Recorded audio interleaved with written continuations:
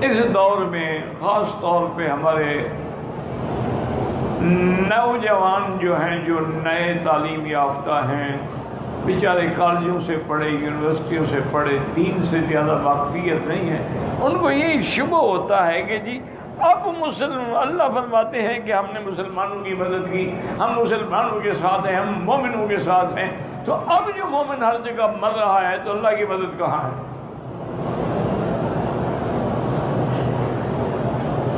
آج کل یہ بہت بڑا اشکال ہے جو لوگوں کے دماغوں میں ڈالا جاتا ہے کہ بھئی وہ مدد، وہ اللہ کی نصرت وہ کیوں نہیں ہے کہ آج ہر جگہ مسلمان، یعنی کشمیر میں نظر ڈالیں، فلسطین پہ نظر ڈالیں، عرب پہ نظر ڈالیں، شام پہ نظر ڈالیں، حلب پہ نظر ڈالیں، آپ برما میں نظر ڈالیں، روہنگیا میں نظر ڈالیں، ہند پہ نظر ڈالیں، جہاں نظر ڈالیں مسلمانوں کا خون بہہ رہا۔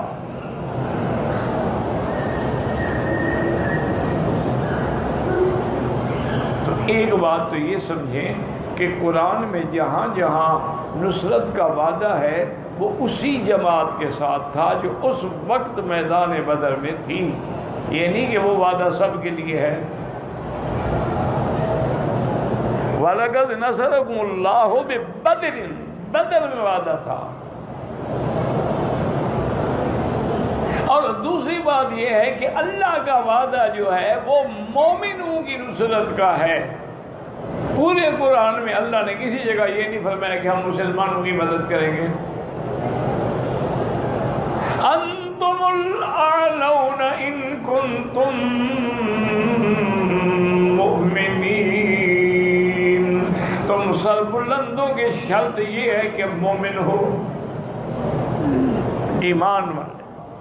اسلام تو ایک ظاہری نام ہے، استسلام اصل تو ایمان ہے نا دل کے اندر۔ اسی طرح کان حقا علینا نصر المؤمنین، ہم پر مومنوں کی مدد کرنا واجب ہے۔ اسی طرح فرمایا انا لننصر رسلنا والذین آمنوا معه فی الحیات الدنیا، ہم اپنے رسولوں کی مدد کرتے ہیں اور ان کی جو ان پر صحیح ایمان لائے۔ تو اب ہم چونکہ مومن نہیں رہے تو امداد کہاں سے آئے گی؟ اگر آج بھی ہم مومن بن جائیں تو جیسے اقبال نے کہا تھا نا کہ فضائے بدر پیدا کر،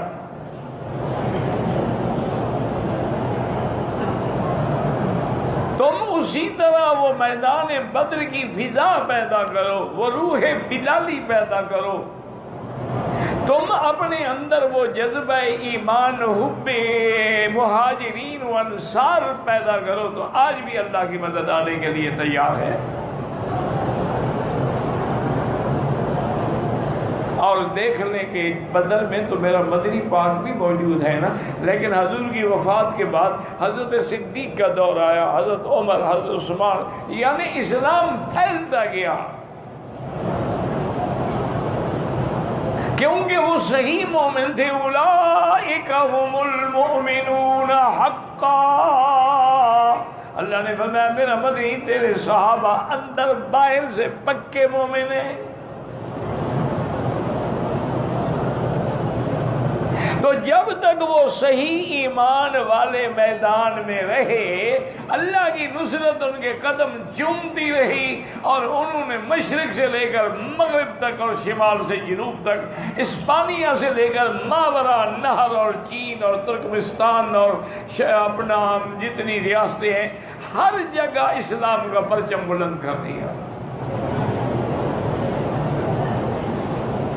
80 لاکھ مربع میل پہ اسلام کا پرچم لہرا دیا۔ لیکن وہ مومن تھے۔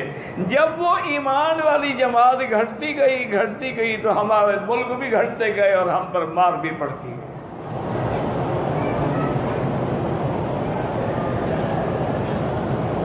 اور پھر درمیان میں جب بھی کوئی ایمان والا آیا، محمد بن قاسم آیا، وہ تو بہت بعد کا آدمی ہے نا، صحابی تو نہیں ہے نا وہ،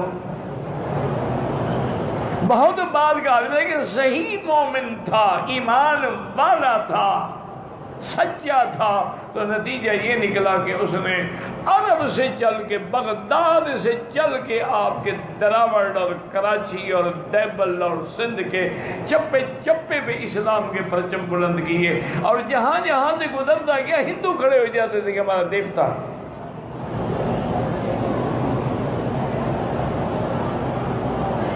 جب محمود غزنوی بت شکن بنا، بت فروش نہیں بنا، تو اللہ کی مدد آ گئی ساتھ۔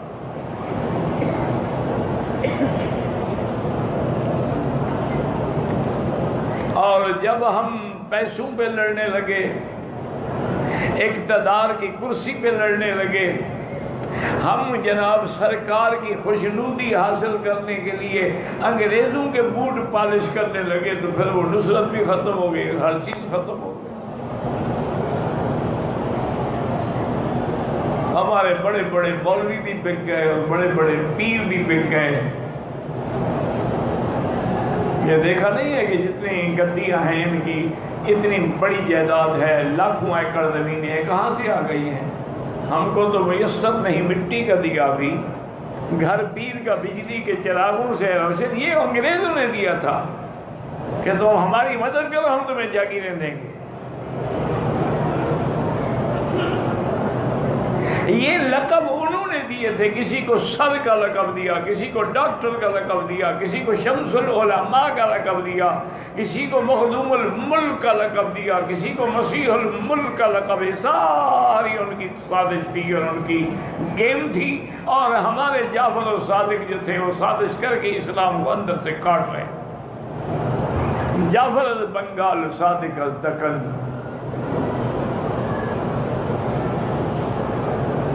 تو یہاں بھی اللہ نے فرمایا کہ ان اللہ مع المؤمنین، ہم مومنوں کے ساتھ ہیں۔ میرے مومن تو بنو نا، اگر تم مومن نہ بنو تو پھر اللہ کی نصرت کیسے آئے گی؟ اور پھر اللہ نے آگے یہ بھی بتا دیا کہ مومن بننے کے لیے کیا کرنا پڑے گا، کہ بھی مومن جو بنے کیسے۔ فرمایا یا ایھا الذین آمنوا اطیعوا اللہ ورسولہ، اللہ کے رسول کی فرمان برداری کرو، اطاعت کرو، جو حکم دے گردن جھکا دو اور جس سے منع کرے رک جاؤ۔ وَلَا تَوَلَّوْا عَنْهُ وَأَنْتُمْ تَسْمَعُونَ، اور جب تم سن رہے ہو، جان رہے ہو، تو پھر اس کی اطاعت سے روگردانی نہ کرو، اعراض نہ کرو۔ وَلَا تَكُونُوا كَالَّذِينَ قَالُوا سَمِعْنَا وَهُمْ لَا يَسْمَعُونَ، تم منافق نہ بنو، منافقوں کی طرح نہ بنو جو کہتے تھے ہم نے سن لیا لیکن لا یسمعون، گویا نہیں سنا۔ کیا مانا؟ جب مانا نہیں، عمل نہیں کیا تو گویا کہ نہیں سنا۔ اللہ فرماتے ہیں ان شر الدواب عند اللہ الصم البکم، سب سے برا جانور اس سرزمین پہ وہ ہے جو حق سننے سے بہرا ہے اور حق کہنے سے گنگا ہے اور پھر عقل سے بھی فارغ ہے۔ الذین لا یعقلون۔ اچھا، ہم نے ان کو ہدایت کیوں نہیں دی؟ وَلَوْ عَلِمَ اللَّهُ فِيهِمْ خَيْرًا لَأَسْمَعَهُمْ، اگر اللہ کے علم میں ہر چیز ہے، اللہ جانتے کہ ان کو ہدایت دینے میں فائدہ ہے تو ان کو بھی بات سنوا لیتے اور وہ سننے کا معنی سنتے اور عمل کرتے۔ فَلَوْ أَسْمَعَهُمْ، لیکن اللہ جانتے تھے کہ ہم ان کو سنوا بھی دیں پھر بھی یہ اعراض کریں گے، یہ منہ پھیر کے چلے جائیں گے۔ تو اس لیے ہمیشہ یاد رکھیں اللہ کی معیت، اللہ کی نصرت آج بھی موجود ہے، لیکن شرط یہ ہے کہ ہم مومن بن جائیں۔ لیکن اگر ہم کعبے کا طواف بھی کرتے رہیں، یا رب البیت العتیق اور ربنا آتنا، ادھر یا غوث اعظم یا پیران پیر یا داتا بھی کہتے رہیں، تو اس سے بڑا منافق دنیا میں کوئی پیدا نہیں ہوا۔ ہمیشہ ایک بات یاد رکھنا،